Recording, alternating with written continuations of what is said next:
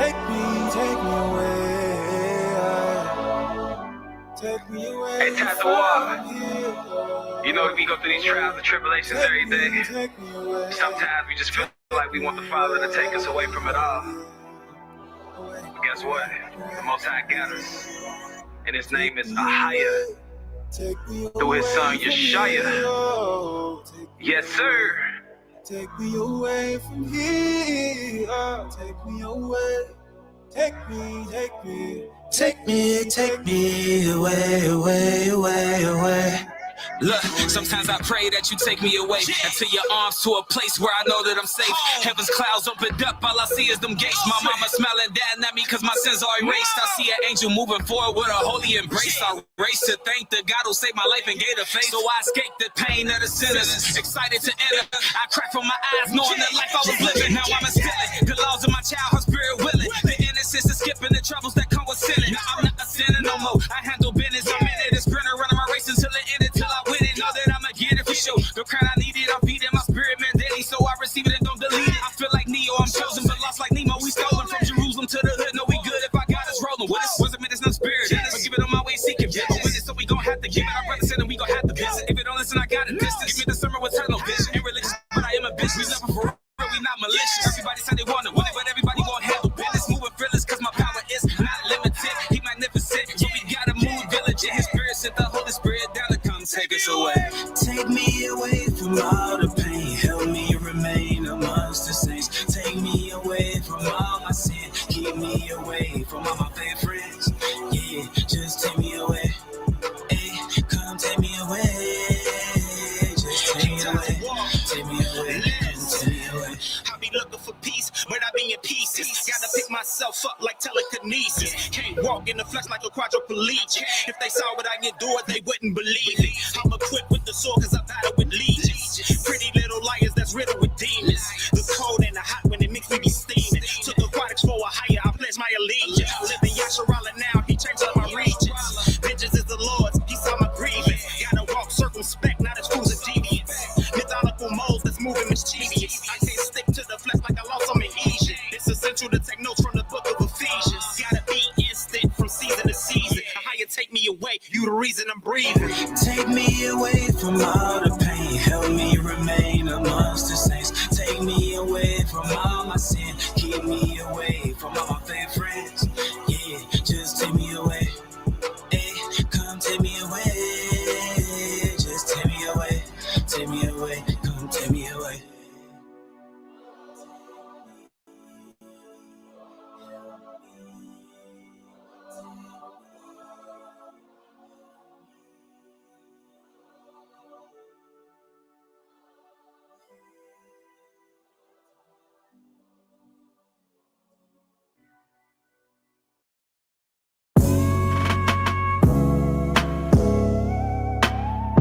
Yeah.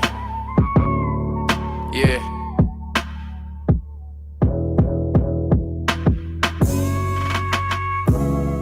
All praise to the Most High. I believe in you. I never forget the year 2020. The year you showed yourself to me. You made yourself known in the physical realm. 2020, we so close to the end. Not family, but destruction coming closer than kin. Fear ends where your faith should begin. Just believe, put your faith within Him. Right now, you and Him should be friends. And if you not, what you doing, my friend? Take a second right now to repent. I'll wait.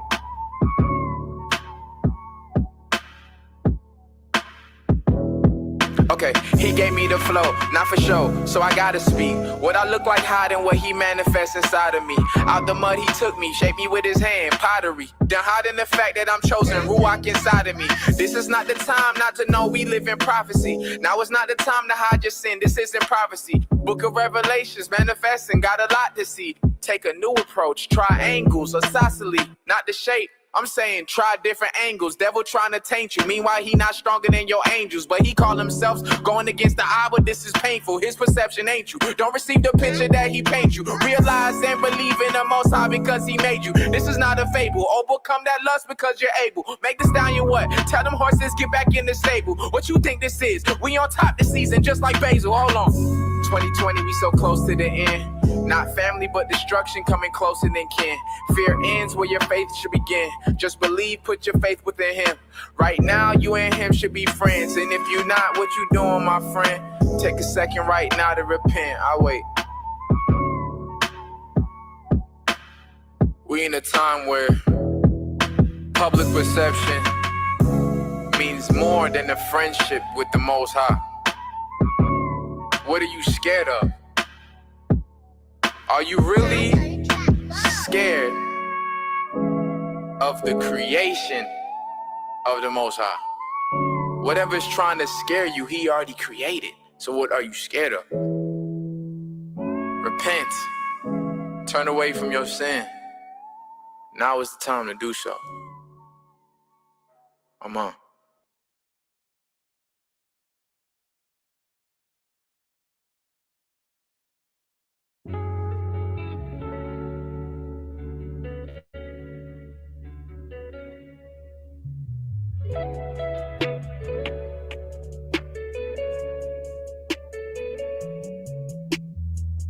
Kuwabha Shabata, Masha Panasha, Zakaha Kodeshaba, Shuwab Lahatawara, La Ayara, Kobal Haban, Kobal Haruak, Haya Awa, Haya Salam, Lamad Mayan Hamelek, Iraya Sala, Zahadawa, Iwaparath Hagawayam, Yakau Nasayawan, Alabahadam, Alabahashim.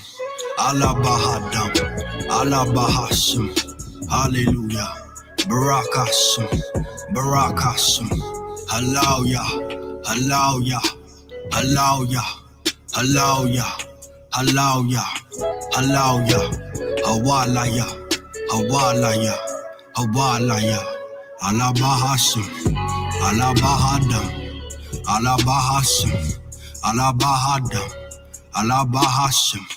Hallelujah. Le Kwazasapa. Kobal Haruak. Kobal Haruak. Kobal Haruak. Kobal Haruak. Hallelujah. Babylon is falling, almost time for us to leave. They can't shake my faith, Abba got his hands on me. It's power in the blood, wholeheartedly believe. Allah Bahadam, Messiah died for you and me. Babylon is falling, almost time for us to leave. They can't shake my faith, Abba got his hands on me. It's power in the blood, wholeheartedly believe. Allah Bahadam, Messiah died for you and me. Babylon is falling, almost time for us to leave. They can't shake my faith, Abba got his hands on me. It's power in the blood, wholeheartedly believe. Allah Bahadam, Messiah died for you and me.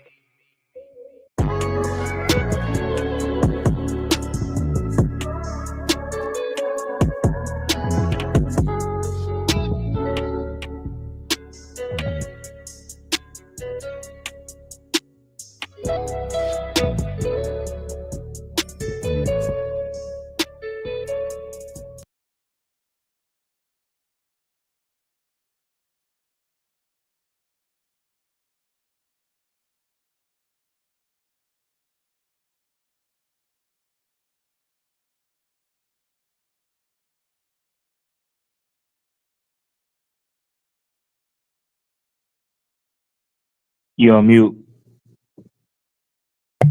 You hear me now? Yeah, Tom. Yeah, Tom. Shalom, Israel, Shalom. First, giving all honor, glory, and praise to Yahweh Ba'ashem. Hamashiach Malak Awashai. And the world only knows Yahweh as God. The world only knows Yahweh Shai as Jesus. Hamashiach will be the Christ. A Shabbat Shalom to all those that keep the 7-day Sabbath. Right? A Shabbat Shalom to all my brothers that's trying to figure out this truth, looking at this truth, whether they keep the lunar, whether they keep the 7-day, and whether they keep whatever. And all praise, honor, and glory to the Most High for waking you up and bring you to the sheepfold, man. Right? So, hey, all praise to the Most High. My name is Ariah. My name is Atazuan. Hey, I'm gonna bring my opening precept, man. Opening precept is going to be out of Micah chapter 7 and verse 8. Book of Micah chapter 7 verse 8. And it reads,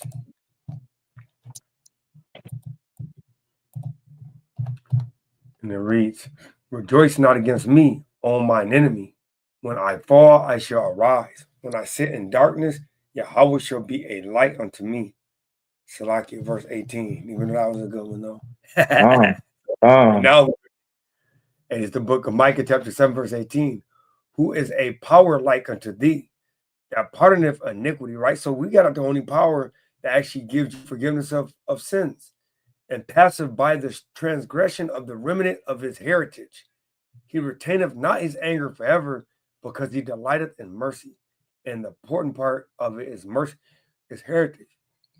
I got one more precept to go with that, right?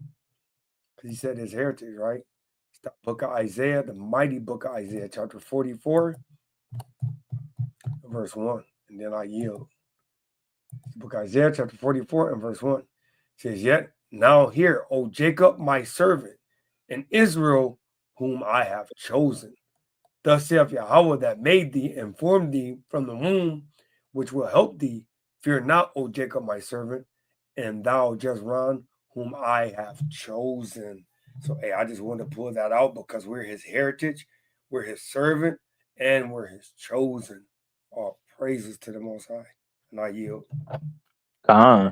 Mighty precepts, man. I'm gonna get Hosea 4 and 6, the classic. You know, I haven't read this one in a long time. And this is like the first scripture that, you know what I mean, like bear witness with my spirit that, you know, we are the children of the Most High God, right? But this is something saying contrary, like the opposite of our people not knowing who they really are. So it says, Hosea 4 and 6, and it reads, my people are destroyed for lack of knowledge. Because thou hast rejected knowledge, I will also reject thee. Thou shalt be no priest to me, seeing thou hast forgotten the law of thy God. I will also forget thy children. So that's a returning cycle that, you know, hey, if we don't keep the laws, our ancestors don't keep the laws, our children ain't gonna know how to keep the laws. So now we in a situation where, you know, what this lesson is really is like your heritage is taken away from you because you forgot about it. You don't know nothing about your heritage, your true biblical nationality. So that's why we out there in the highways and byways, and this, that's our main premises, is to talk about, you know, what's your nationality? You know what I mean? Let's discuss about that first. That's first priority, straight. Like, what's your nationality? You know, are you Chinese? Are you Arabian? You know what I'm saying? All these other nationalities of the earth, right, that we know about today, right? And you know, that's the first premises. I don't want to go nowhere else because, you know, the spirit bear witness of our spirit that we are the children of the Most High God. So, you know, I had to bring that out because our people have a lack of knowledge in 2025. And, you know, it's really time to come back to your heritage before it's too late. And I yield. Hey, and I just gotta go one more precept just because I've been looking at it, right? Verse 7, it says, as they were increased, because the Most High did increase us. So they sinned against me. Therefore will I take glory into shame. Right. Now you see that? Now we niggas, bro. Right. Niggas, Christians, just, you know, not reading the Bible, just going off like you say, King, fuzzy feelings. Yeah, it's a good feeling. Oh, Christ comes back for all that believe only. All you have to do is just believe, and you will be saved. If that's not the most easiest thing to do, I mean, that means everybody's gonna get saved then. Yeah. And last time I checked, when I looked at certain scriptures, I'm not gonna bring them out. If I do, that's the Lord that's that want me to bring it out for the people. You know what I mean? But it's a lot of scriptures that don't say that people gonna make it. You know what I mean? So I yield. Right. So we'll bring out the opening precept, man. Right? Because this is what happened to the so-called blacks, Latinos, or Native Americans, right? It says, and thou, even thyself, shall discontinue from thine heritage that I gave thee. And watch this. He said, I will cause thee to serve thine enemies in the land not, for ye have a fire in my anger, which shall burn forever. Hey, I gotta bring this out real quick, bro. Right. I gotta bring this out real quick, man. And then I yield. You got it, King. In the definition, brother. You know me, I'm a definition guy. Right, Con. You gotta bring the definition out. So everybody who's watching can have a way better understanding of what that word means. Enemy. Oh man. Adversary, opponent, rival, nemesis, antagonist, combatant, challenger, competitor, opposer. Bro, the opposition. The opposition. Right? The ops. Right? Don't our young Jakes, this young blacks, Latinos, and Native Americans, don't they say my ops? I gotta get at my ops. My ops. Right? Corrival, hostile party, the competition, the other side, the opposing side. The opposing side. Hey, look, and the one that really got me, right, was it says the opposition, right? Like you said, the ops, but the adversary. Woo! Brother. Woo-wee. Hey, that adversary kind of ring a bell, right? It do. It really do. The adversary. So let me read that with that understanding, right? Right. And thou even thyself shalt discontinue from thy heritage that I gave thee, and I will cause thee to serve thine enemies, the adversary. The adversary. In the land which thou knowest not, brother, you're going to be serving the adversary. Yeah. Fire in my anger, we shall burn forever. And he said, you're going to serve him. Ain't Satan the adversary? Yeah. That's the adversary. I yield, brother. You got it. Hey, yo, bro, you in the spirit. I'm glad you brought this out because I got another. It's a chain reaction, and another one gonna go right behind that. Let me get Luke chapter 19, verse 27. Because we focusing on that word enemy right now. That word right now it's like our main focus right now. Let's focus on the word enemy right now. We just figured out that similarity to enemy is adversary. The adversary, right? Luke, what? The opposite. The other side. Other side came. Right? That's the balance. That's the balance. There you go. There you go. Luke, what? Luke chapter 19 and verse 27. Oh man, this is already revving up to be something. And I want to ask you, King, when you go to it, you see right there, it's in red letters, right? Oh, it's not in black letters. It's not in green letters. It's in red letters. So all Christians, most people that follow, have some type of religion, right? They all know when they read the Bible and it's in red letters in the New Testament, what is that indicating? That who's speaking? Yep. Yeah, sure. As the world known him as Jesus Christ, right? But we call him, and his true name is Yahweh Shah HaMashiach. So when it's in red letters like this, that means Christ, Jesus, is speaking. All right? Yeah. Can you read that for me, King, please? The book of Luke, chapter 19, verse 27. Says, but those mine enemies. But those that what? Mine enemies. King, Christ doesn't have enemies. mine enemies. It's no way. Christ loved everybody. Anybody that believes on him can be saved. But those my enemies, which would not that I should reign over them, bring hither and slay them before me. And that's literally coming out of Christ's mouth. When he was here on the scene, that's what he was saying. If you can't bow down to him, if you can't worship him, he's going to slay you. He's going to allow us, his people, to slay you, which are the Israelites, God's chosen people, the children of God, the ones that was given the promises, right? He said, slay them before me. That slay, we all know what slay means. If you didn't know what slay means, let's look it up, King. Let's look it up. Real quick, man. Real quick, because, you know, this is, you know, the Most High does speak in parables, you know, subliminal, you know, messages. You know, he don't want to give out all the clues out for everybody to figure it out, you know what I'm saying? So this is just for further for edification purposes right now. Slay.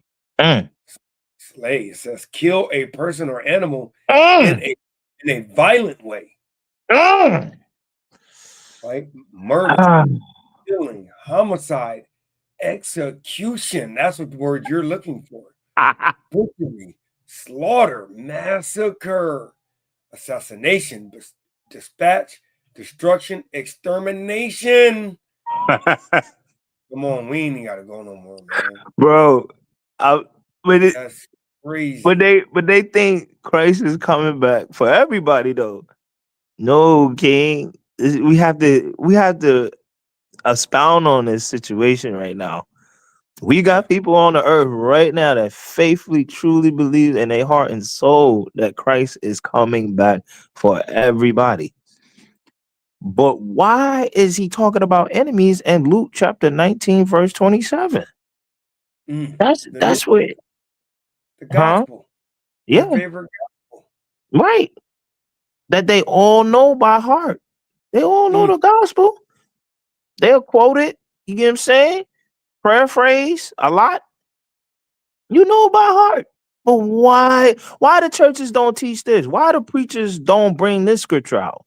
Why everybody know John 3:16 or Acts 2:21? You know Acts 2:21, but you don't know Luke chapter 19, verse 27. Man. You know what I'm saying? So I yield, King. Hey, and it's a great point, right? Because hey, it said opposition, right? Didn't it say opposition when we had looked that up? Absolutely. The ops is what you call them? The ops. Yo, I gotta watch my back because my ops, they after me, man. Ops. Well, let's see what the ops do, man. 2 Thessalonians chapter 2 and verse 4, right? The ops. The ops. Who oppose them? Ain't that the ops? So let's go back to that. I think that's the ops side. That's the ops, King. Enemy, right? Yeah. The opponent, the adversary, rival, the nemesis, right? The opposer, the opposition, the ops. Let's go back. Like you said, the ops. Who oppose them, that's the ops. Right. And above all that is called Yahweh, that is so that he as Yahweh sitteth in the temple of Yahweh, showing himself that he is Yahweh. So wouldn't that be this guy? Wouldn't that be this guy? We're not, too far off the right. No, we not, because I got another one, King. Just to expound on. Oh yeah, that guy. That's the ops right there, bro. That's the ops. If you're watching this video and you believe that man right there is not the ops, you're done. You're done for. You have a reprobate mind. You must repent and keep the law, statute, commandments. All right. So the Most High can start dealing with you, because if you believe that's not the ops, the Most High not dealing with you, and that's a scary, scary feeling to come upon you when God is not dealing with you. OMG. And I yield, King. So we're gonna pick it up. We're gonna pick up some more beautiful precepts, right? Right. Because they understand, man, what we dealing with here. I got one if you don't got one. You got it. You got it. Okay, Con. Hey, yo, I got the classic Judges chapter 2 and verse 14. And it reads, and the anger of the Lord was hot against Israel, and he delivered them into the hands of spoilers that spoiled them, and he sold them into the hands of their enemies, the opposition, the adversary, right? Roundabout, so that they could not any longer stand before their enemies. So God was so hot, meaning so disappointed, so let down, so angry at his people, right? That he sold them to the opposition, the people that's on the other side, the people that's against God. God sold his people to the people that are against him. If you don't understand what we're saying to you right now. So real quick, we're gonna come back to the precepts, but we're gonna go ahead and kick off into little videos from the ops. We're gonna show you what happens when you deal falsely with the Most High. Right. And then now all of a sudden you're trying to figure out what your heritage is. Last week on this show, a guest shocked the table by arguing in part that slavery in America can't just be blamed on one race, and that museums put too much focus on the role of white people who participated in that terrible institution. And now tonight, that same argument is being pushed by the President of the United States. Donald Trump says that one of the reasons for his crackdown on Smithsonian museums is, quote, everything discussed is how bad slavery was. What we try to do on this program is create a platform. You know I wasn't gonna go that far. Yeah. He said how bad slavery was. Well, last time I checked, slavery's still kind of bad. Yeah, it still is. Real quick, I gotta real quick pull a quick precept, right? This is the book Judas. No, I'm sorry, Salaki Baruch. Right, because he said it was bad. Right. But it still is bad. Right. The classic. I already know where you're going. Right? Baruch I already know where you're going. In verse, what is that? Is it dang, that's I think it's 3, King. Yeah, it's been a minute. I think it's 3, King. I think it's 3. I think you're right. It's right at the top. 3 and yeah, let's 8. see. Yeah, 3 and 8. There you go. Oh, Baruch 3 verse 8. Behold, we are yet this day in our captivity. So they're going to give you the definition of being in a captivity. Where thou hast scattered us for a reproach. So if you're in captivity, you're a reproach. Let's look up that word reproach real quick. Right. Not the fake Jesus.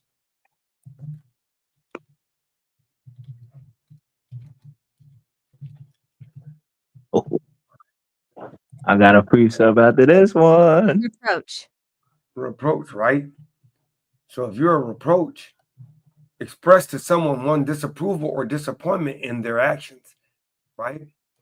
Or accuse someone of, censor or rebuke an offense, right? I gotta go deeper. I gotta go a little deeper, right? Because they ain't giving what I need. Yeah, Con. I got a preset to go right that Baruch too, King. Go right with it. Hey, you already know. It's gonna slice and dice too. Watch, you're gonna be like, nah, right? This brother's sometimes you gotta go a little bit outside of regular deaths.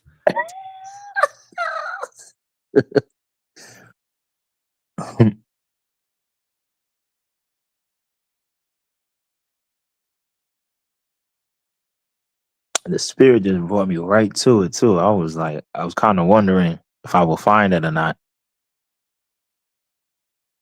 All praise to the Most High God and Yahweh Shai on my Shia.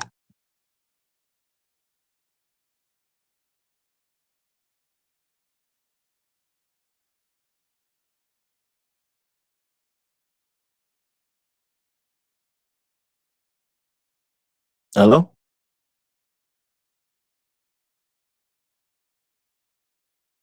Oh man, the spiritual demon Satan. Satan, y'all. Hey, bear with us, Israel. Bear with us. While he come back, I'm going to get this scripture real quick. This is the book of Jeremiah, chapter 50 and verse 33. Thus saith the Lord of hosts, the children of Israel and the children of Judah were oppressed together, and all that took them captives held them fast. They refused to let them go. So like that Baruch 3 and 11, right? Or 3 and 8, 3 and 8, 3 and 8. We are yet this day in our captivity. Our oppressors refuse to let us go. Right? We what our people want? Reparations, you know. We tell them we want blood. We don't want no money. We don't want your bread, none of that. Because you know they the proud. The enemies are proud. So they're not going to give us that.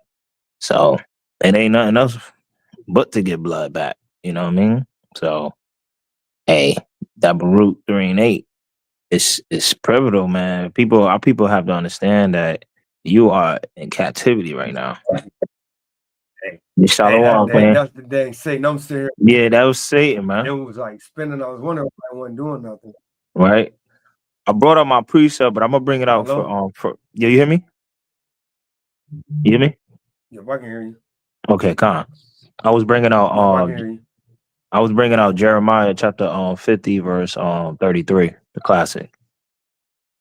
It says, "Thus saith the Lord of hosts, the children of Israel and the children of Judah were oppressed together, and all that took them captives held them fast. They refused to let them go." So, you know, that Baruch 3 and 8, you know, we are yet this day in our captivity, and the enemy, the ops, refuse to let us go. Why would they let go? They're gonna make a mistake like Pharaoh did? Because we all remember what Pharaoh did with Israel, right? Did we all remember? You know, if you really, You said what, King?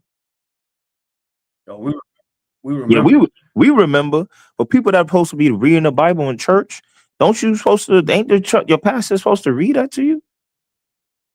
You know, Moses. They supposed to, right? Why would you not want to read, the time of Moses, right? When he went all and beyond for his people, man, right? And what did Pharaoh do? He let us go, right? But the Most High allowed him to do that. You get what I'm saying? And even then, Pharaoh didn't want to let us go. You let the Israelites go and do what they please. Hey, no matter where they go, that place is gonna prosper. You know what I'm saying? Because the Most High is behind us. The Most High uplifts us and increases us. So, wherever the Israelites are at, that land is basically paradise. You get what I'm saying? So I yell on that. Hey, King. Yo, this is Satan, man. Satan want to mess up the live, man. And it's still going good. We still going good, man. Hey, we are yet this day in our captivity. I'm gonna get another precept to further expound on Israel, not knowing who they are. This is the book of Isaiah, chapter 1 and verse 3. The ox knoweth his owner, and the ass his master's crib. But Israel doeth not know. My people doeth not consider. So, it just going back into not knowing your enemies, who your enemies are, and even ourselves. We don't even know who ourselves are. let alone the enemy. He said, the Most High said,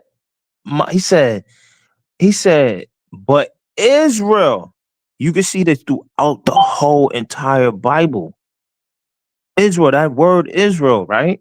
It said, Israel doeth not know.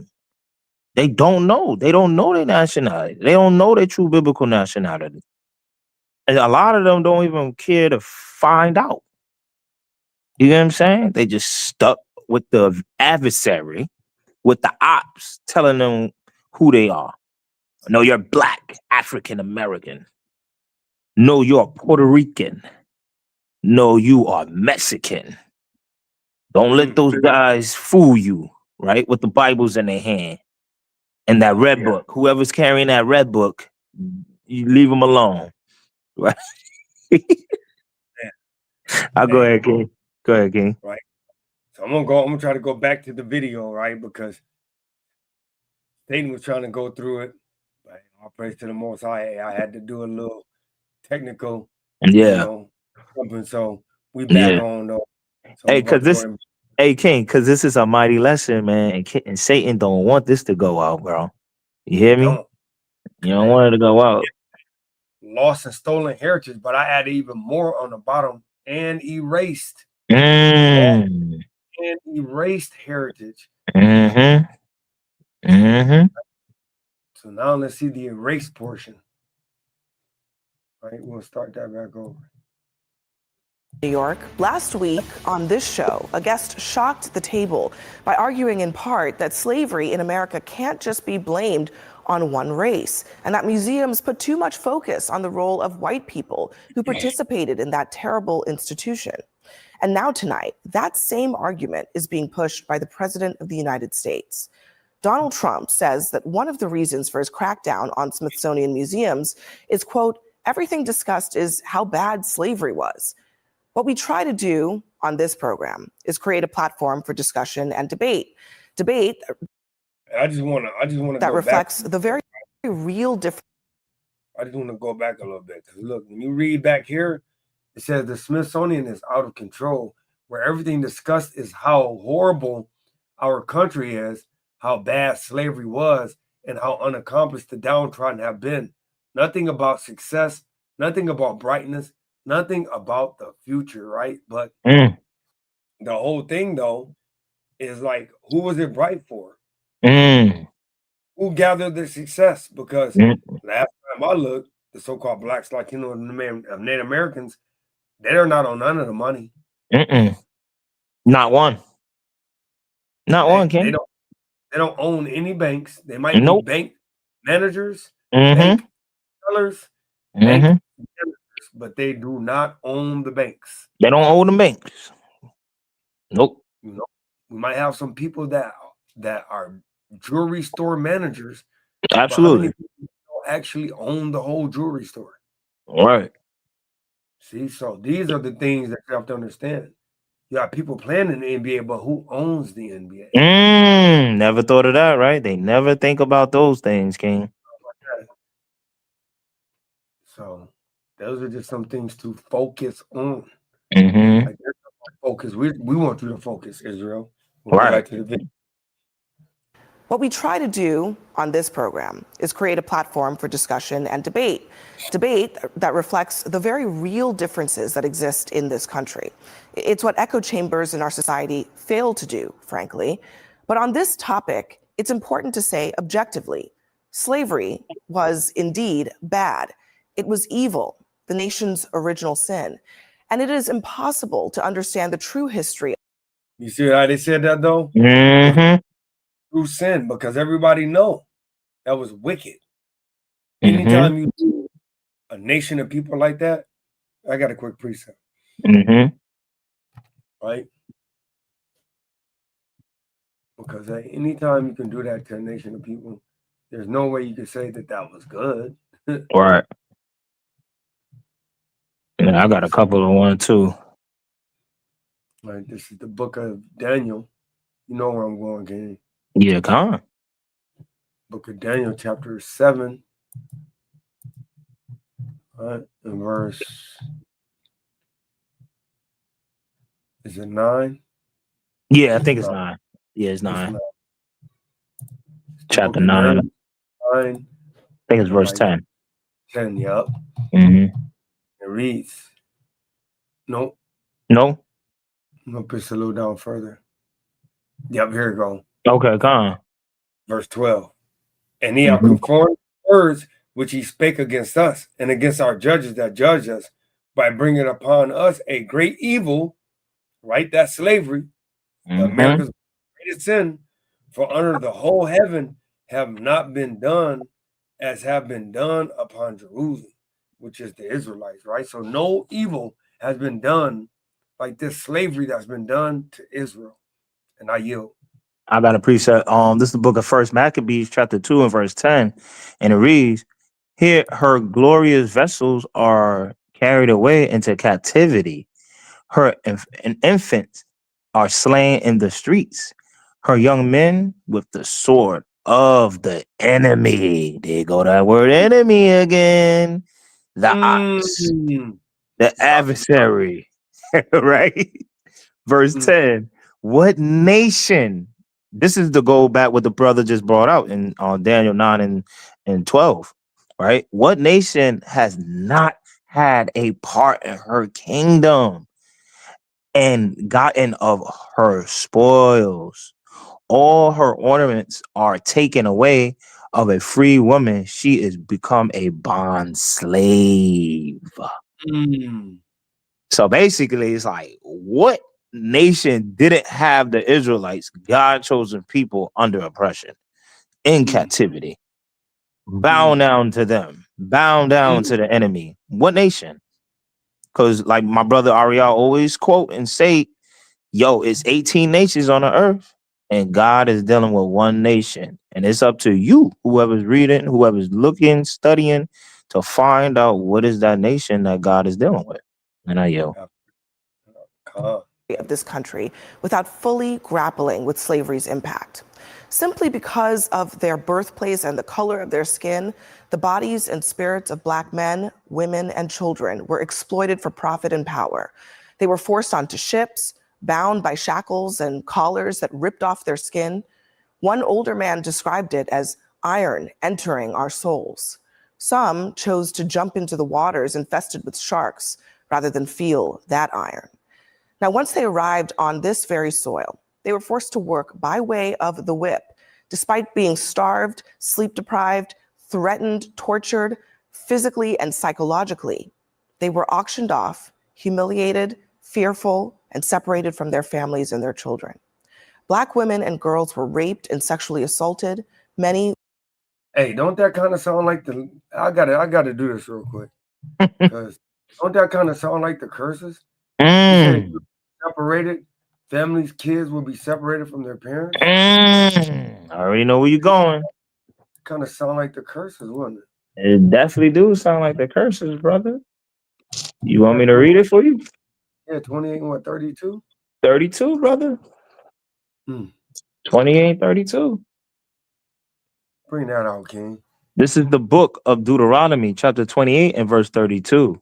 And it reads, thy sons and thy daughters shall be given unto another people, and thy eyes shall look and fail with longing for them all the day long, and there shall be no might in thy hand. It don't look like there is any might in these people's hand right here. Look at it. Absolutely Is there any not. might when that child got took right here, King? Absolutely not. It don't look like Absolutely nobody not. nothing about that. But they want to be bygones, King. Let's be hand in hand. If it happened so long ago, why are you taking that out of the history books? Right. I'm just saying. Why are we erasing this history? Right. Right. So long ago. It doesn't matter, right? It doesn't matter, right? You're right, King. Holocaust happened a long time ago, right? Why aren't we erasing that? I yield. Yep. Were brutally murdered and mutilated. Now, this endured for decades, centuries, and even in the places. You saw she said decades, and then she said centuries. Shouldn't have left the decades out there. Decades, a century. But she said centuries with S. So she Yeah, left a decade. centuries. Yeah. Yep. 400 to be exact. Woo. Exact, but who's counting? Right. Where slavery was not legal. Institutions from our banks to universities were built on enslaved labor in both the North and in the South. And for many of the white Americans who did not personally own slaves, they benefited from a caste system that concentrated wealth and political power in their hands. Ain't that what we always bring out on the street? Mm-hmm. You might not, then don't you benefit from the slavery? Mm-hmm. Oh man, I yield. So, when we acknowledge the existence of Black people who operated George Washington's Mount Vernon or the Black hands that built the White House, we are acknowledging the existence, the perseverance, and the contributions of the souls that white supremacy sought to erase. Those people built families, they developed a culture, they were the keepers of the faith, cultivators of community. And they are the ones who deserve credit for forcing America to rid itself of the stain of slavery. Now, all of this information, these stories are from the Smithsonian's African American History Museum. And I share this not as a lecture for you, but as a lesson. America, the superpower, is largely possible only because of the superpowers of people who went lifetimes without the same rights of generations who were boosted from their backs. True history should include everything. Yes, the evils and the horrors too. And museums are supposed to be places that protect those stories, the images, the lessons, the very things that inform so much of our current state of our republic, from racism to poverty. No matter how painful, or in the president's words, how horrible the lesson. Now, just listen to one formerly enslaved man describe what slavery is like in his own words. You know what I'd rather do? If I thought that I'd ever be a slave again, I'd take a gun and just end it all right away. Brother, did you just hear what he said? You hear that? Bro, we gotta hear that again, bro. Oh, that's out of the off, King. Let me, yo, I got a preset.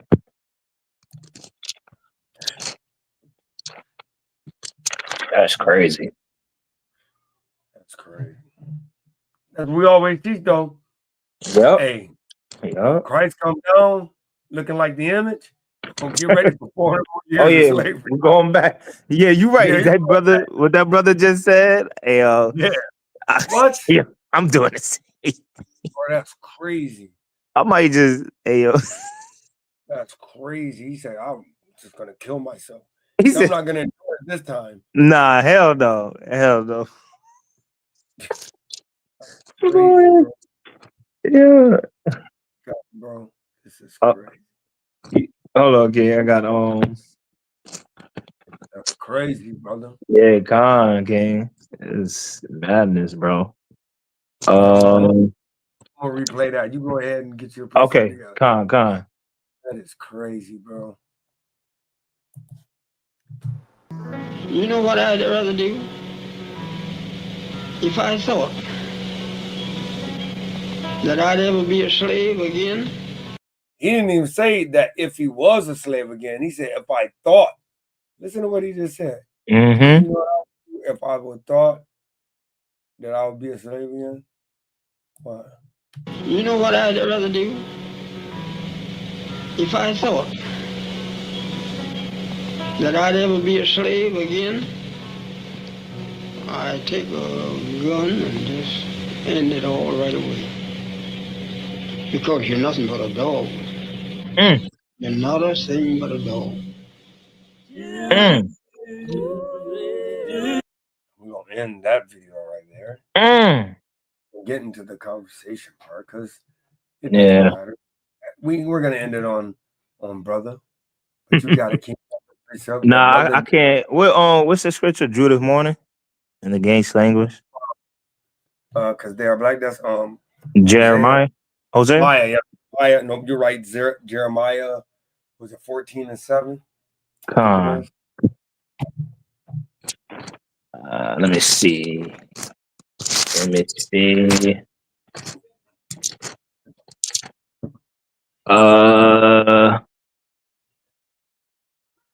Oh no, that's 14 too.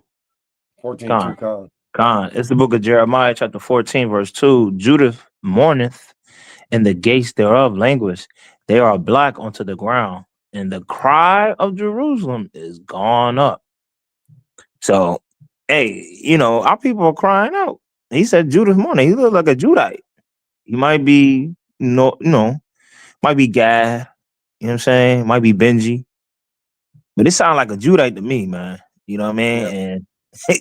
And bro, and when I say crying out, bro, he said, yo, if I ever go through thought, just a thought of it. He said the thought. I'm not going through that, bro.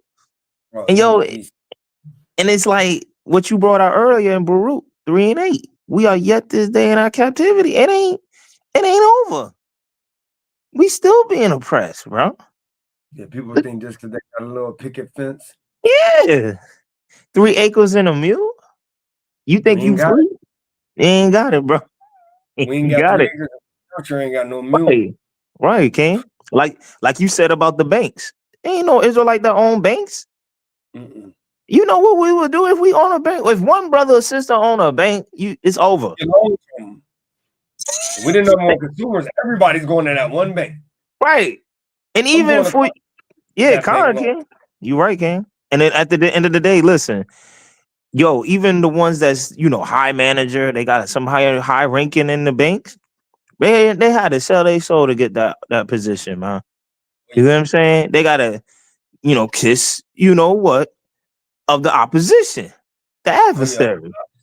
Not the ops. The ops. The ops. Imagine you getting on your knees and your ops pulling down their pants, showing their buttocks, and you just literally puckering up and getting ready to, do what, And if you can't read between the lines of what I'm saying, do your research. Do your research. That's what I'm gonna say. And I yield, King. Nice room. The second video. Guys, while we are distracted with gas prices and groceries, Are the prices that you're paying at the grocery store and gas pump going down? Pitt County residents are voicing their opinions today after a post on Truth Social from President Trump said that grocery and egg prices have improved. something sinister is unfolding in the background. In March 2025, President Trump's administration began directly targeting enslavement exhibits at the National Museum of African American History. This is, of course, under the guise of an executive order titled Restoring Truth and Sanity to American History. Oh, did you hear that? Absolutely. Come on, man. So all of a sudden, Trump woke up one day and just started thinking about erasing all the history, bro. Yeah. Of so-called blacks and Native Americans and Latinos. Come on, man. Something going on. Slocky came up, man. Yeah, something going on. Hey, yo, pay attention to the agenda, Israel. That's the audience. That's who we speaking to right now. Pay attention.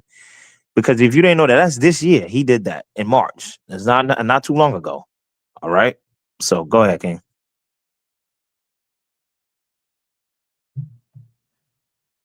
Right, hey, I got a quick pre-sale, right? Because, hey, this ain't the first time this can happen, man. Right. Right?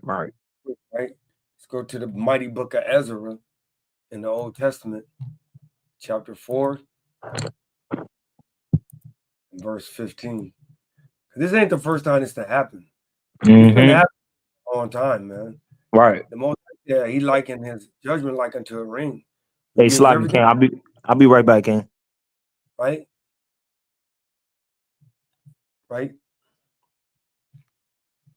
We're gonna start at verse 14.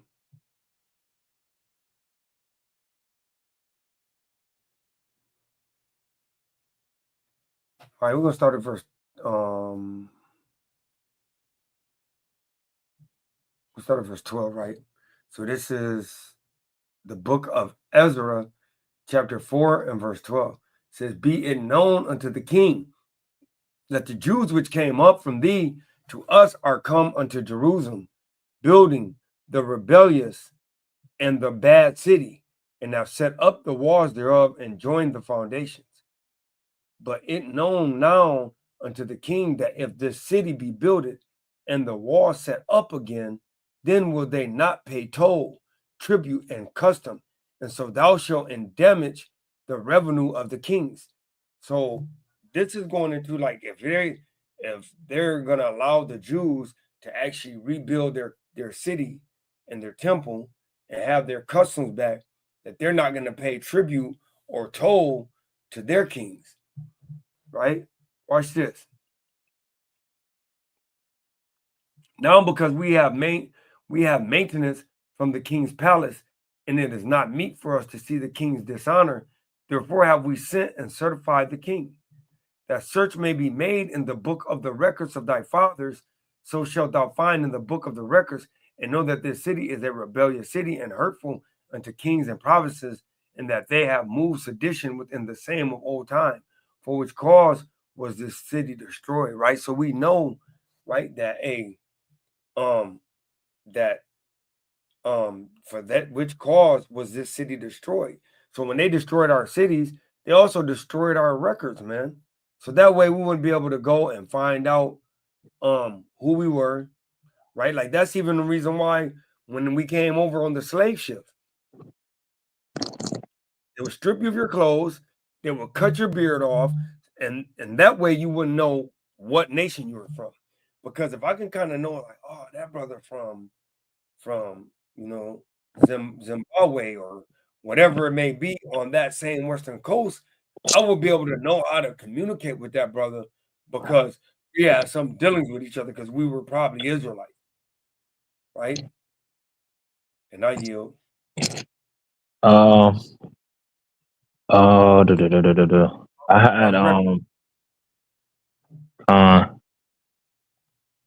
had destroyed over the years.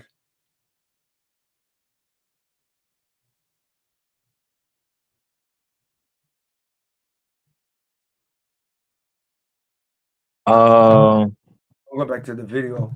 Go ahead, Ken. Right? Dismantling Black history institutions nationwide.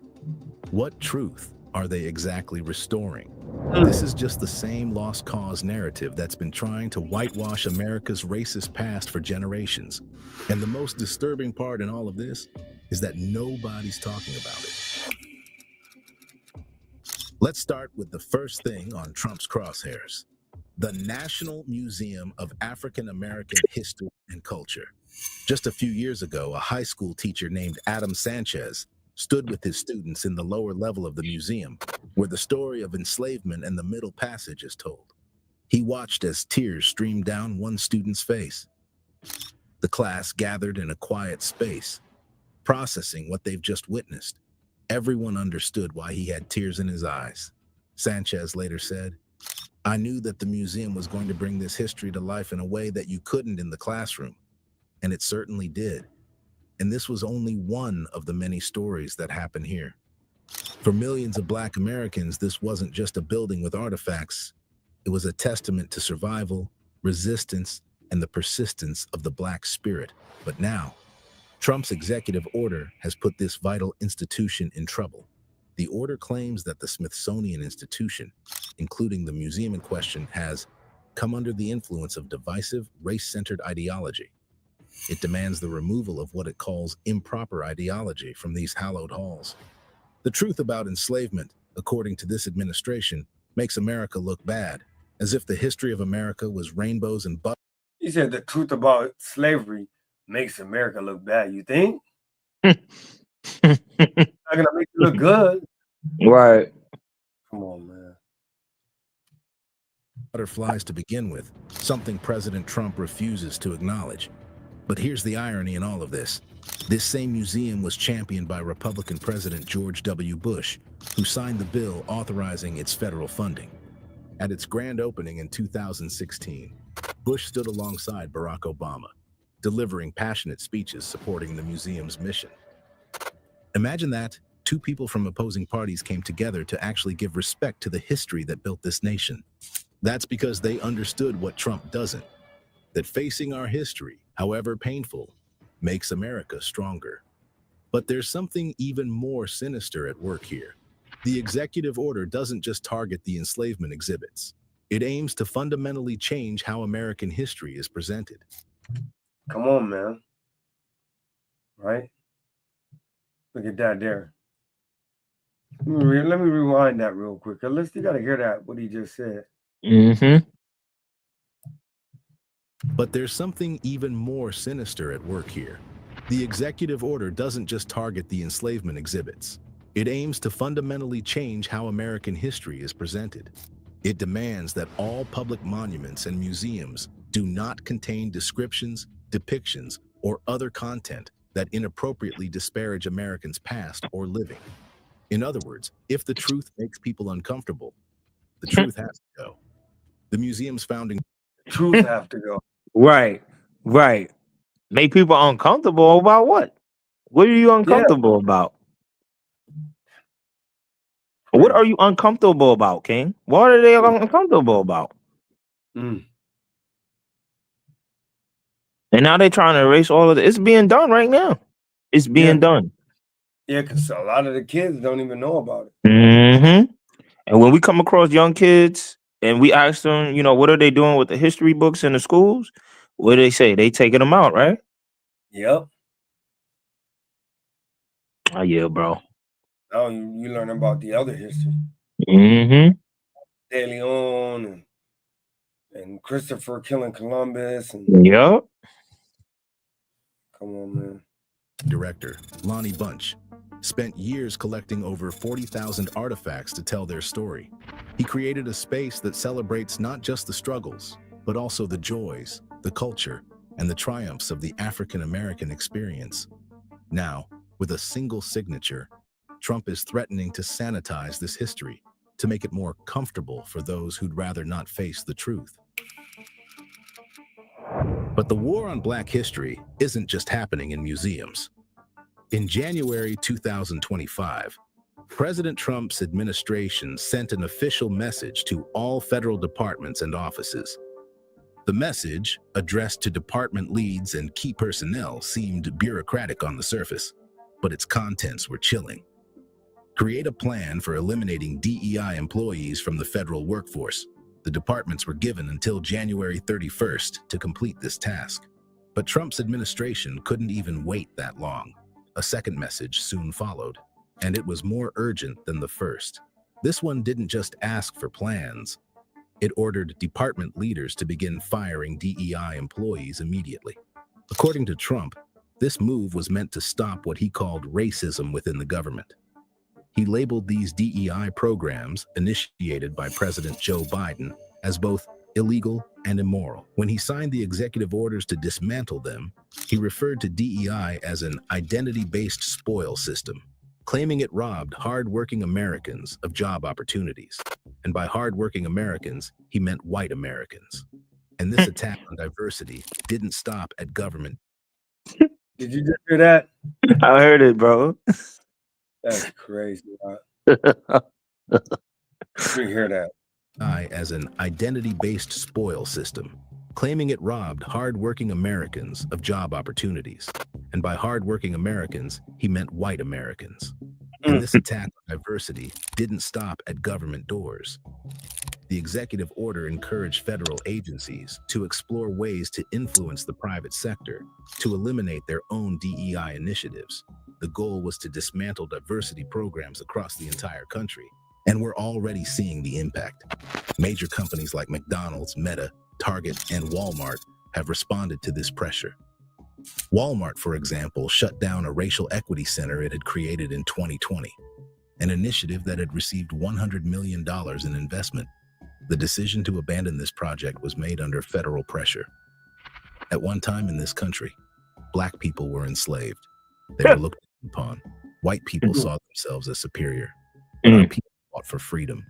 In the late 1800s, they achieved emancipation. Still, racism persisted. White mobs stormed Black towns, burning them to the ground.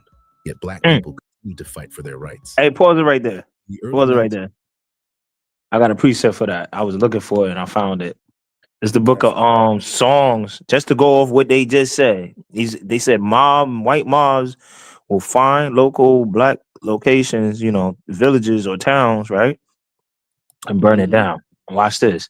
This is the book of Songs, chapter 137 and verse 7. It says, remember, O Lord, the children of Edom. You have to figure out who's Edom. Me and my brother Ariadu. Do you? I'm going to keep going. In the day of Jerusalem, who said, raise it, even to the foundation thereof. Right? Meaning burn it down. Burn that temple down.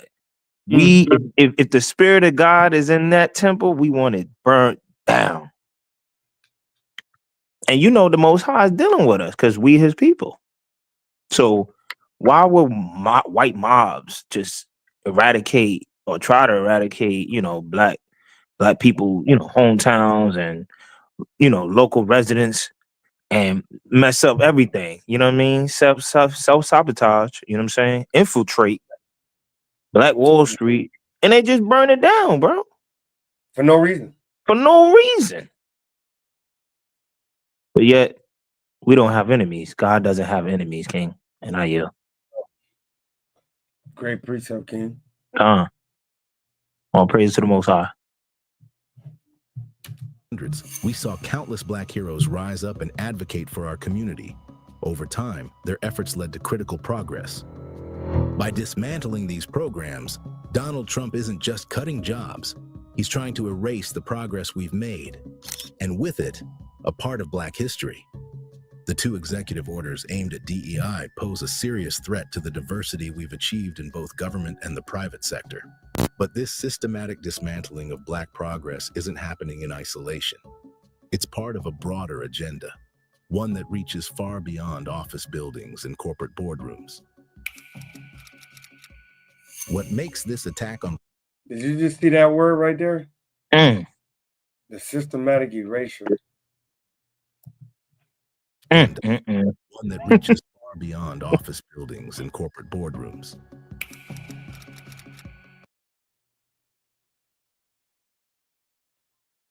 Matter of fact, I got a precept. The I book of Psalms, I got one right after you too. right? Because it said the systematic, I got to go back to that real quick. It said the systematic eraser, right? This is the book of Psalms. Hey, the scriptures tell you everything.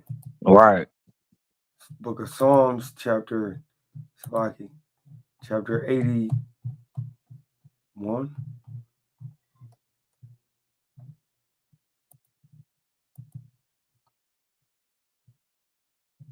Mm, 82, 83, right? It's the book of Psalms, chapter 83, verse 1. It says, keep not thou silence, O Yahweh. Hold not thy peace and be not still, O Yahweh. For lo, thy enemies make a tumult, and they that hate thee have lifted up their head. They have taken crafty counsel against thy people and consorted against thy hidden ones, because they don't know who they are. They have said, come and let us cut them off from being a nation. And wouldn't that be the same as the systematic eraser? Play that again. Yep, play that again. Yep. It's the book of Psalms, chapter 83, verse 4. They have said, come and let us cut them off from being a nation, that the name of Israel may be no more in remembrance. Yeah, go that word Israel again. It's all over the Bible. All over the Bible. And Israel can't be everybody on the earth. That's impossible. Because then who's Edom? Who's Ishmael?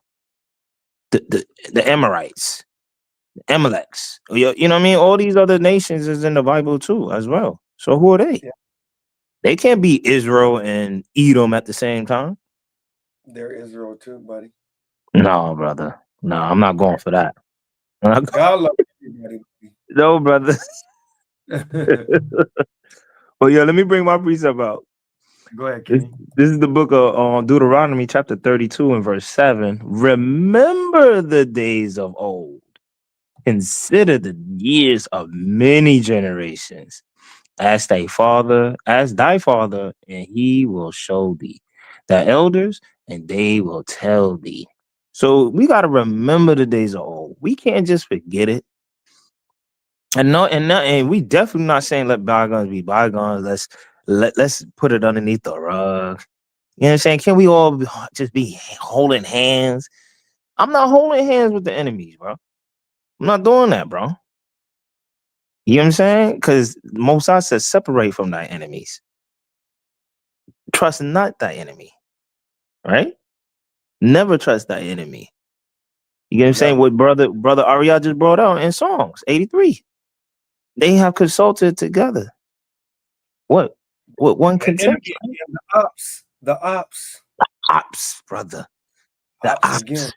The enemy. Yo, Israel, you know who the true ops is. Stop playing yourself. Hey, why y'all keep playing? Yeah, King. Yo, Jake wanna make rap videos about killing his brother and don't even know that's not even the enemy, bro. How crazy is that, bro? The enemy is this guy that's doing a systematic eraser. Right? Hey, this has got to be the enemy. It gotta be the enemy, bro. Everybody look like us.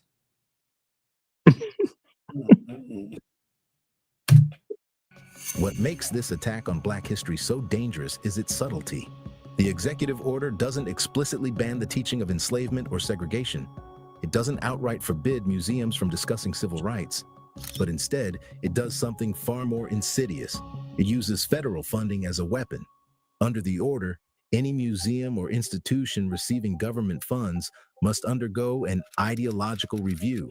A team handpicked by the administration will examine every exhibit, every educational program, and every historical text. Their job is to basically identify and remove what they call divisive narratives that undermine national cohesion. The order prohibits spending on exhibits or programs that degrade shared American values, divide Americans based on race, or promote programs or ideologies inconsistent with federal law and policy. In other words, if you want to keep your funding, you better make history more comfortable. We're already seeing this strategy at work. On the National Park Service's Underground Railroad websites, there have been subtle but noticeable changes in how Harriet Tubman's story is framed. Harriet Tubman was a woman who, after escaping enslavement herself, became the most famous conductor of the Underground Railroad, risking her life countless times to lead enslaved people to freedom. The National Museum of African American History and Culture even holds her shawl, a tangible piece of resistance against oppression. According to recent reports, where her image was once prominently featured in content about the Underground Railroad, some of those materials have been revised or reframed under the broader theme of Black-white cooperation. Her picture and name haven't been entirely erased, but they are being softened, reframed, or relocated. These efforts don't explicitly erase her story, but they do attempt to soften it, to remove its radical edge and reduce it to something more palatable for those who would rather forget the reality of American history. But it gets worse. The order specifically critiques exhibits like The Shape of Power, Stories of Race and American Sculpture at the Smithsonian American Art Museum. Why? Because it dares to acknowledge that societies, including the United States, have used race to establish and maintain systems of white supremacy. But the museums and memorials are just surface-level symbols. Underneath them lies a deeper battle, one over who holds the power to define what America is and what it has been. While the nation debates whether the order is legal or ethical, the impact is already visible, and this went beyond just race. Some museums are restructuring their exhibits. One notable example is the Smithsonian American Women's History Museum, which has been directed by the executive order to exclude the recognition of transgender women entirely. The order mandates that the museum celebrate the achievements of women and not recognize men as women in any respect, effectively erasing the contributions and identities of trans women from the historical narrative. Others are preemptively censoring their panels, Tour guides are being told to avoid certain questions. Whole chapters of the American story are being shortened, softened, or skipped. I'd love to hear from you. Have you noticed these kinds of subtle changes in your own community, schools, or museums? Go ahead and drop your thoughts in the comments below.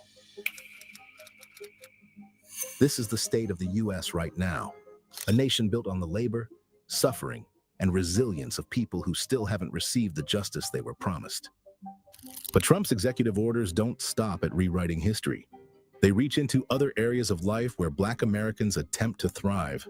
Take education. Trump's executive orders are undermining support systems that disproportionately benefit historically Black colleges, institutions that have long been underfunded. Now, with freezes on federal loans and grants, it's becoming even harder for Black students to access financial aid and pursue higher education. And with DEI programs dismantled, the pipeline for hiring and retaining Black faculty is at risk. The assault on job opportunities is equally severe. Remember those apprenticeship programs championed by President Obama? The ones that specifically helped Black Americans who didn't attend college find paths into the federal workforce. Trump's orders have undermined them all. His administration has also revoked protections that helped Black employees in the federal workforce, making it easier for discriminatory practices, including layoffs targeting Black workers, to go unchecked. Even in healthcare, the systematic erasure continues. Black Americans already face disproportionately high rates of preventable disease. Without these programs tracking and addressing these disparities, health outcomes for our communities could worsen. This pattern of erasure extends to housing and economic stability. The administration has slashed funding for anti-homelessness efforts, specifically targeting the U.S. interagency. Hey, did you see that though, real quick? Mm-hmm. Yo, let me ask you this. How old is this video? 4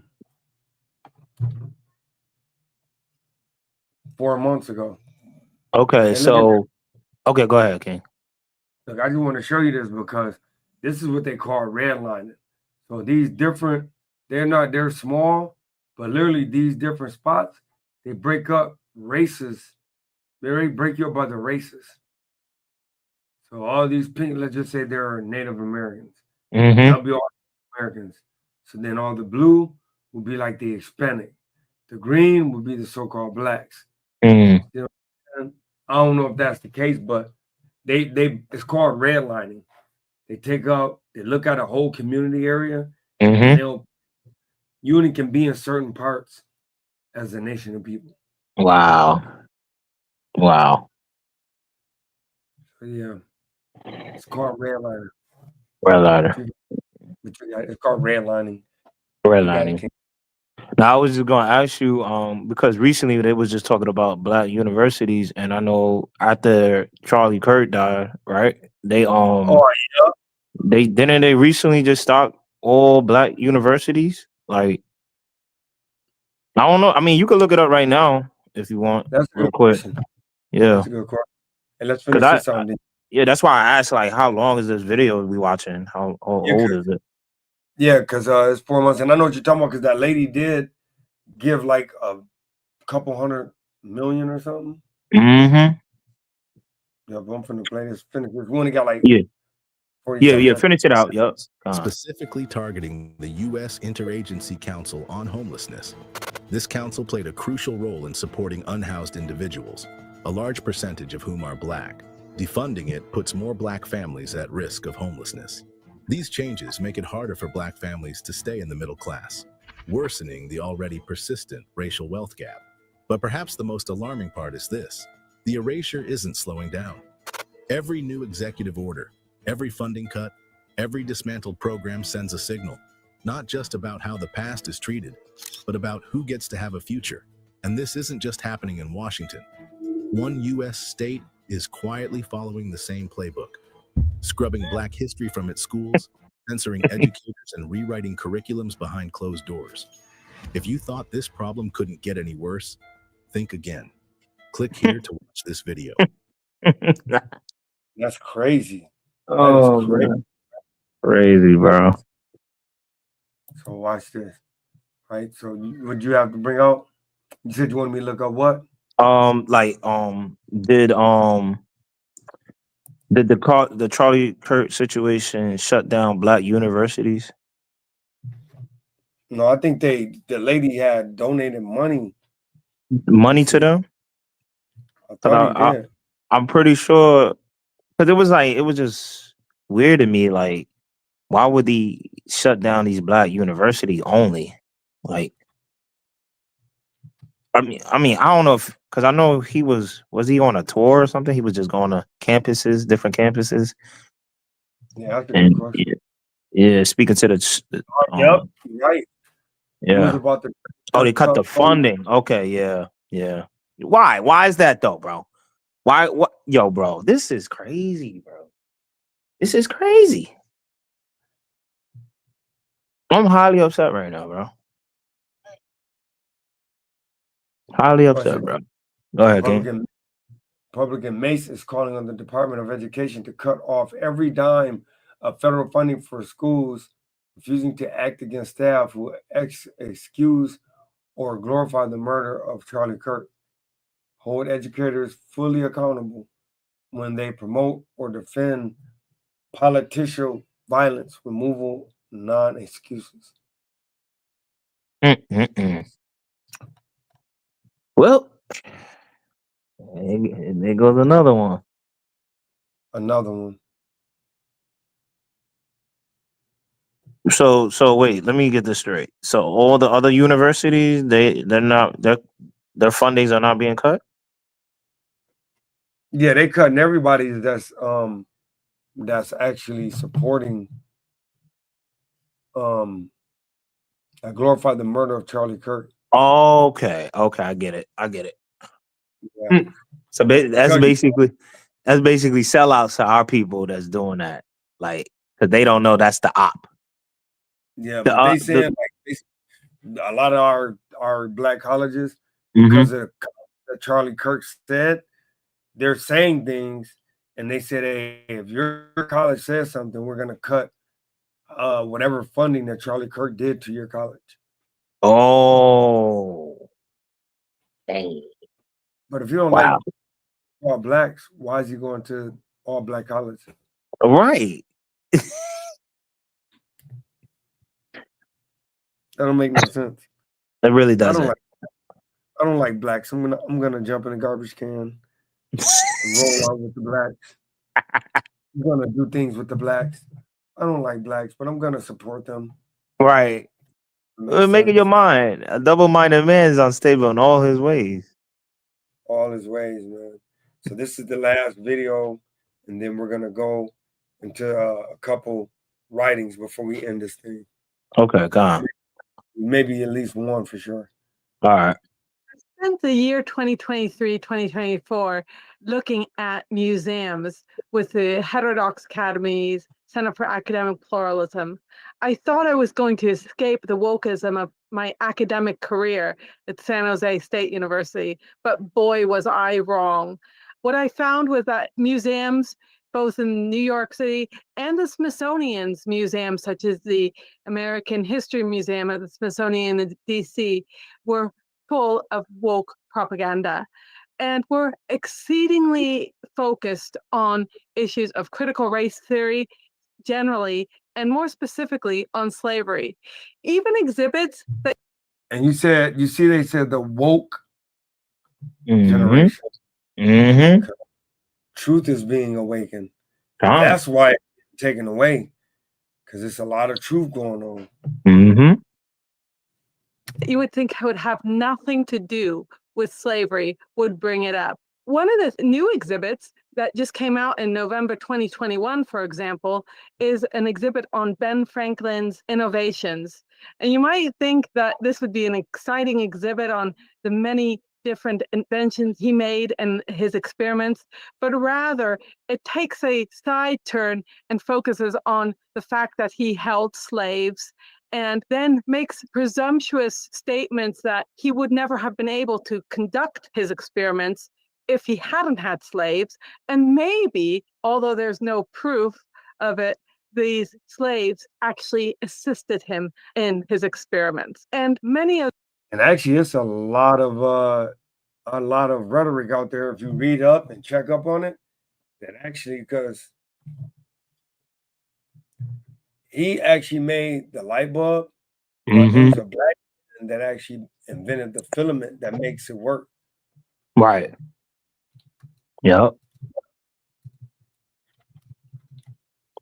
They don't talk about that man though.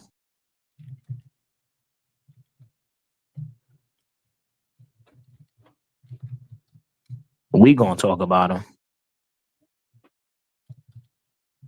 because he's an Israelite. Yep.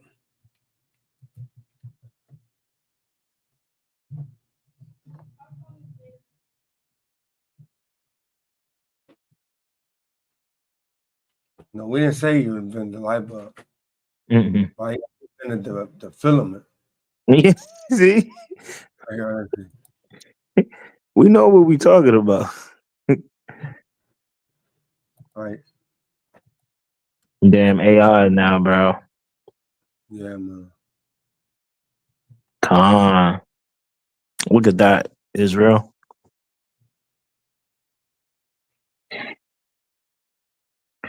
Look at that, Yasharala.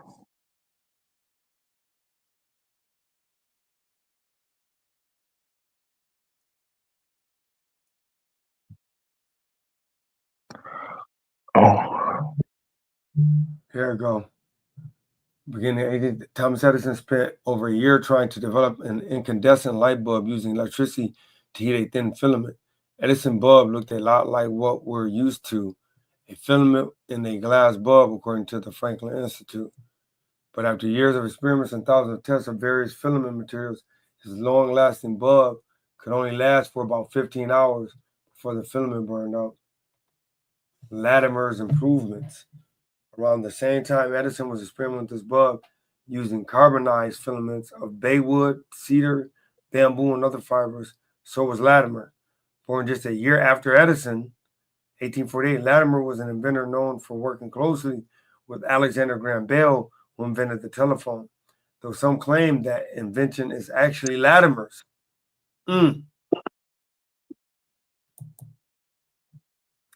According to the Massachusetts Institute of Technology, Latimer improved upon Edison's original design. Latimer created a light bulb with a more durable filament made of carbon. He sold the patent to the U.S. Electric Company in 1881, and a year later patented a process for efficiently manufacturing the carbon filament. He even wrote a book in 1890 on electric lighting, the first of its kind. Because Latimer's contributions, incandescent light bulbs became more affordable and practical, MIT says, thus transforming American culture. So yeah, I just want to bring that out because even though he made the light bulb, you know, I guess he made a weak filament, but of course our people made the proper filament. Right. Absolutely. I gets no credit for it neither. No. And no. That he had other he did too. Right.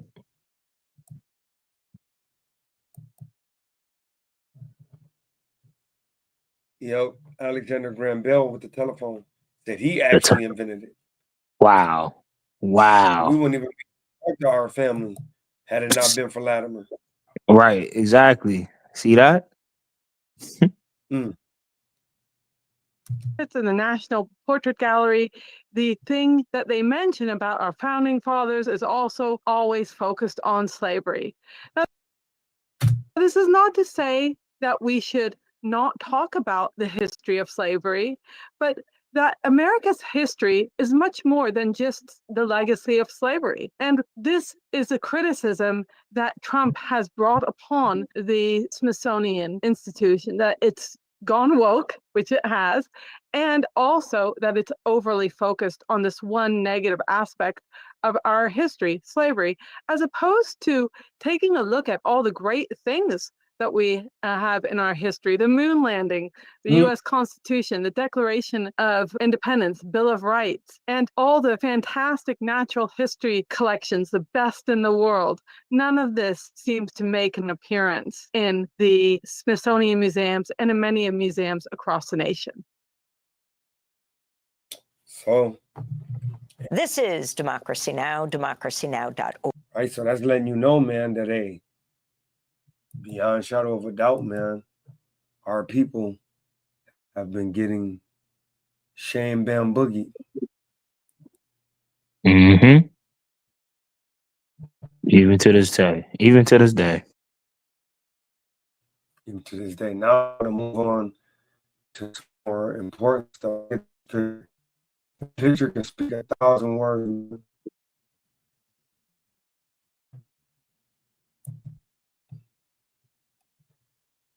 Says on March 27th, 2025, an executive order titled Restoring Truth and Sanity to American History. President Donald Trump complained of a widespread effort to rewrite our nation's history, replacing objective facts with distorted narrative driven by ideology rather than truth.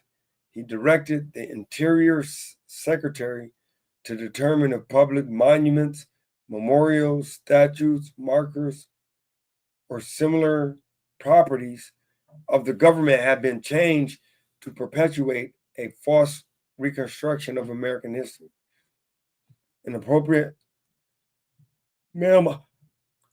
Appropriately minimize the value of certain historical events or figures, or include any other improper partisan ideology. He demanded our nation parks remove descriptions, depictions, or other content that inappropriately disparage Americans past or living, including persons living in colonial times. And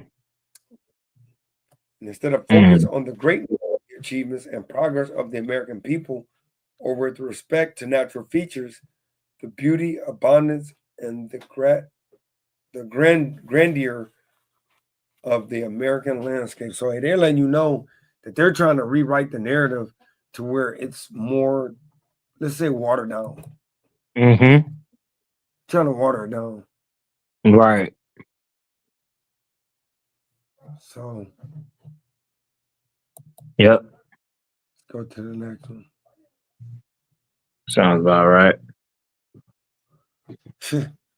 Says the Trump administration has intensified its campaign to rewrite how America tells its history, ordering federal agencies to remove exhibits and mandatories and materials that emphasize slavery and radical injustice.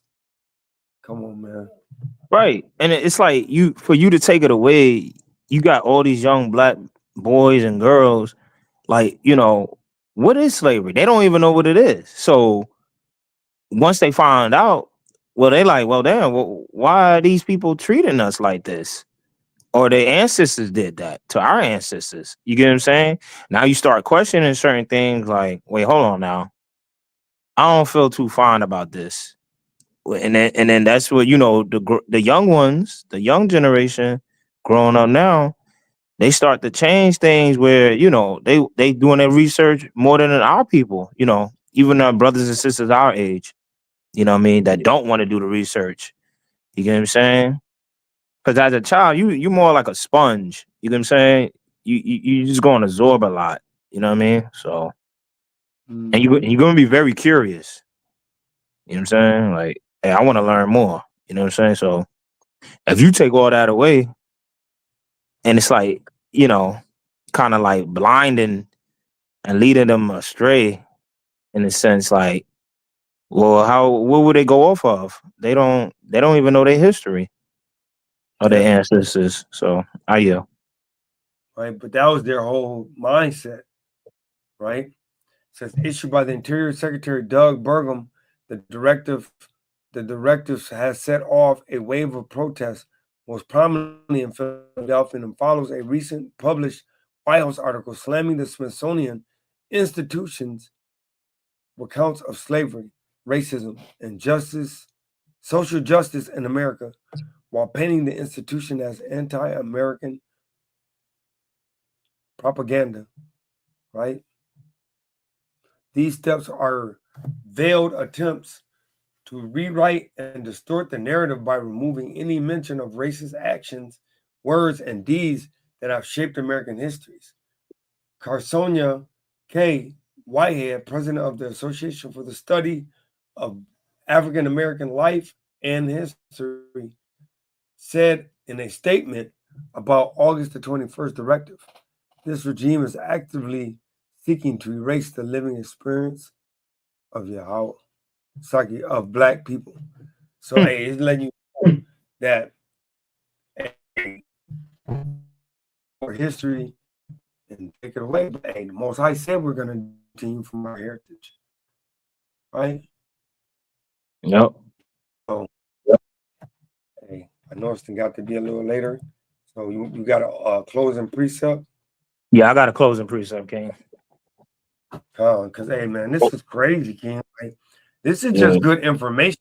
You know, we could have put a more reading on those articles, but ultimately they gave a nice foundation to stand on to just know, like, the scriptures are real. Right. The Most High said, continue this from our heritage. He absolutely did, man. That's right, King. Right. So I got a precept. If you got to look for yours real quick. Yeah, I got to look for mine, King. Right, Con. So my precept is coming from Isaiah, chapter 66.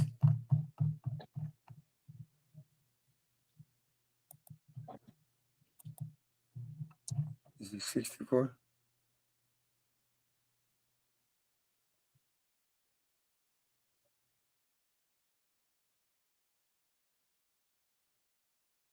Come on. Okay. Is it 66? I think it might be 66 and 4. No. It says, I will call my servants by another name. Dang. I forgot that one. It's been so long.